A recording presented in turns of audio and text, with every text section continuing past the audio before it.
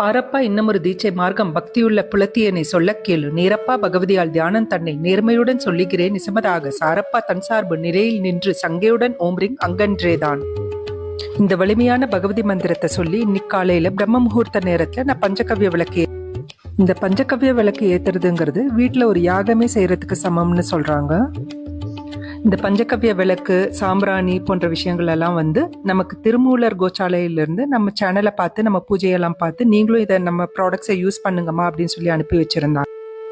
இந்த கோசாலையில நிறைய பசுக்களை வச்சு அதை பராமரிச்சுட்டு வராங்க. இந்த பசுக்கள் கொடுக்கிற பால், நெய், அப்புறம் அதோட சாணம் இதையெல்லாம் வச்சுதான் அவங்க இந்த பஞ்சகவ்ய விளக்கு மற்றும் சாம்பிராணி போன்ற விஷயங்கள் எல்லாம் தயாரித்து அதை வித்து அதுல வரக்கூடிய வருமானத்தை வச்சுதான் இந்த கோசாலையே நடத்திட்டு வராங்க. இதையெல்லாம் ஆருத்ரா ப்ராடக்ட்ஸ் என்ற பெயர்ல தான் செஞ்சுட்டு வராங்க. இந்த கோசாலையில ஒரு வணிக நோக்கமே